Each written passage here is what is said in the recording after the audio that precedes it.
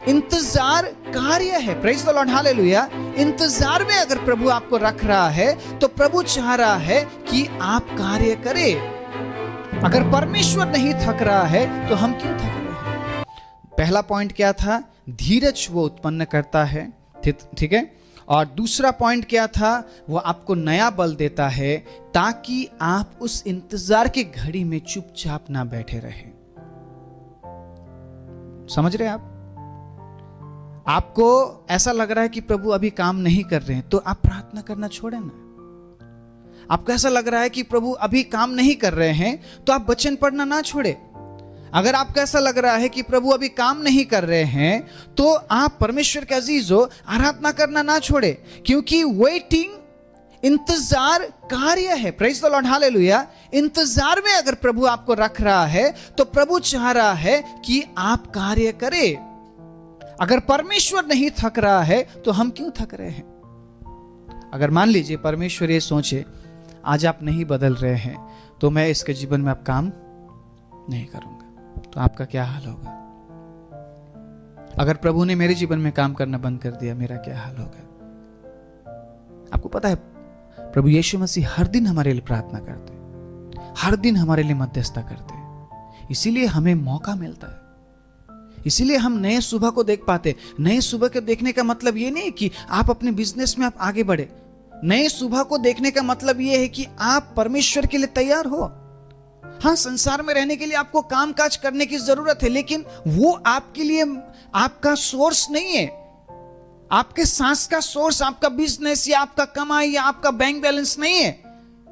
परमेश्वर का अजीज, जो ब्रेथ आपको मिलता है वो उस ब्रेथ का सोर्स परमेश्वर है। Praise the Lord. आप जिंदा है इसीलिए तो आप कर पा रहे हैं।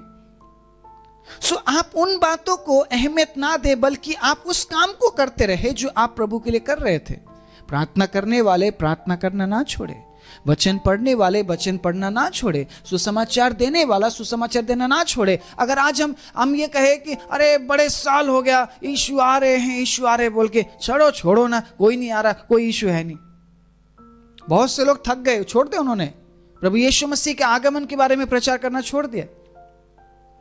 नूह के साथ भी तो ऐसा हुआ। नूह ने भी तो बारिश नहीं देखा। नूह ने बारिश देखा था या बाकी लोगों ने बारिश देखा था? क्या नूह के परिवार ने बारिश देखा? नहीं, लेकिन परमेश्वर ने बोला मैं बारिश करूंगा। नूह ने इंतजार किया, काम किया। इंतजार में क्या किया उसने? काम किया। इंतजार के समय में उसने नाव बनाया। अगर इस इंतजार की घड़ी में आपने काम नहीं किया तो जब वो आएगा तब हम क्या करेंगे? उसके सामने क्या मुंह दिखाएंगे? लोगों को ऐसा लगा कहां है बारिश, कहां है पानी, कहां है बाढ़? ये नूह पागल बना रहा है। आज बहुत से लोग परमेश्वर के ये सोच रहे हैं कि यीशु के आगमन के बारे में प्रचार करते समय वो हंसते हैं।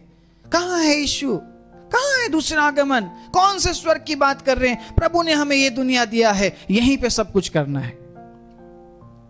उन लोगों ने भी यही सोचा था जब नूह ने प्रचार किया। जब नूह को जहाज बनाते उन्होंने देखा, परमेश्वर के अजीजों, लोग हंसे होंगे। और आप खुद सोचिए, विदाउट एनी टेक्नोलॉजी, बिना किसी मशीन के बिना किसी संसाधन के बिना इस व्यक्ति ने इतना बड़ा जहाज बना दिया। हालेलुया। ये भी परमेश्वर का अनुग्रह था नूह के ऊपर, उसके पूरे परिवार के ऊपर। कैसे बनाया उसके बारे में जिक्र नहीं है बाइबल में, लेकिन परमेश्वर ने एक एक चीज का नाप दिया कि तू इतना नाप लेकर ये बनाना। हर एक चीज का स्पेसिफिक चीजें बताई परमेश्वर ने, और उसे बताया नो, सिर्फ इंतजार नहीं, काम भी कर। हालेलुया। आज प्रभु आपसे कह रहा है सिर्फ इंतजार नहीं, work hard. Praise the Lord. प्रार्थना करने वाले और प्रार्थना करे। नहीं हो रहा बोलकर चुपचाप बैठे ना रहे। इस संसार में ऐसा होता है, नहीं हो रहा बोल के छोड़ देते हो। नहीं हो रहा है, अरे बहुत टाइम लग रहा है, छोड़ दो इसको, छोड़ दो, बंद कर दो, हटा दो, कुछ और करते हैं। नो नो नो नो, प्रभु कह रहा है उसी काम को कर। प्रार्थना करने वाला प्रार्थना करता रहे, वचन पढ़ने वाला वचन पढ़ता रहे, देने वाला देना ना छोड़े। परमेश्वर के अजीजों, काउंसलिंग करने वाला काउंसलिंग करना ना छोड़े, क्योंकि वो आने वाला है। हालेलुया। वो आने वाला है, और जब वो आएगा वो हमें कार्य करता हुआ देखना चाहता है। किसी को 5 मिला है, किसी को 2 मिला है, और किसी को 1 मिला है, लेकिन परमेश्वर कहता है तुम सब कार्य करते रहो, कार्य करते रहो। वेटिंग इज वर्किंग कब बनता है? जब आप पेशेंस में आप तैयार किए जाते हैं, नए सामर्थ्य से भरे जाते हैं, ताकि परमेश्वर के अजीज आप काम कर सके। Praise the Lord. इब्रानी 11 उसके 1 में क्या लिखा है? इब्रानी 11 का 1, इब्रानी 11:1। जल्दी से, उसके बाद हम 2 और वचन पढ़ेंगे, देन हम क्लोजिंग की ओर जाएंगे। Praise the Lord, hallelujah. इब्रानी 11:1 जल्दी से पढ़ेंगे। विश्वास आशा की हुई वस्तुओं का निश्चय और अनदेखी वस्तुओं का प्रमाण है। तो आपको समझना पड़ेगा, जब आप वेटिंग में है, धीरज के साथ साथ आपका विश्वास भी बढ़ेगा।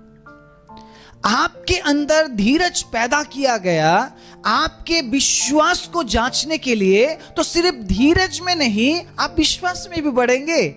आपने नहीं देखा है क्या होगा, आप नहीं जानते आगे क्या होने वाला है, लेकिन आपको पता है कि प्रभु करेगा, क्योंकि विश्वास आशा की वस्तुओं का निश्चय और अनदेखी वस्तुओं का प्रमाण है।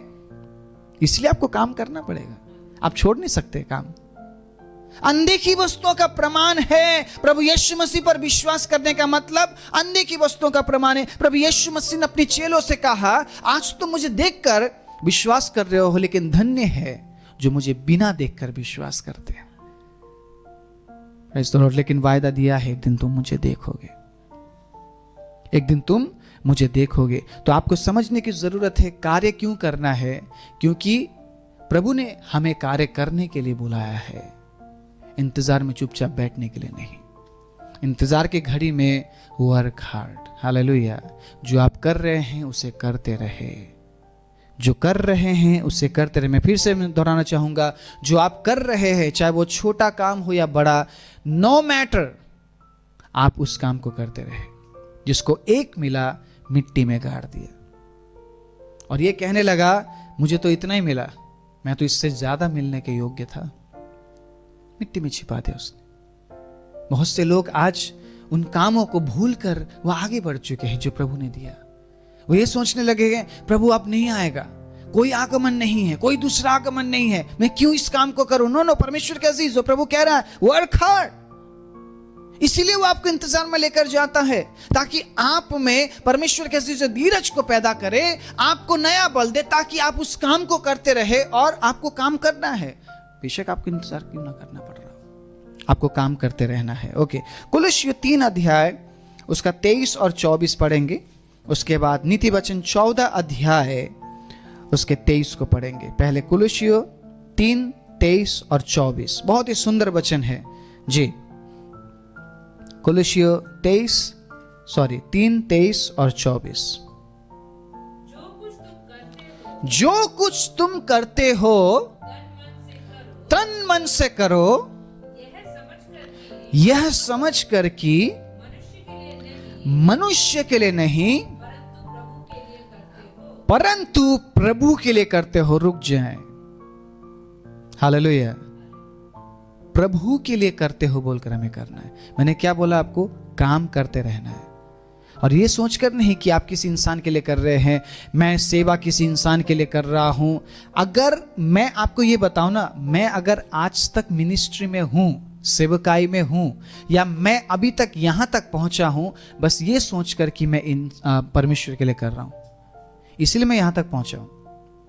अगर मैं ये सोचता कि मैं इंसान के लिए कर रहा हूं, मैं कब का सब कुछ छोड़ चुका होता।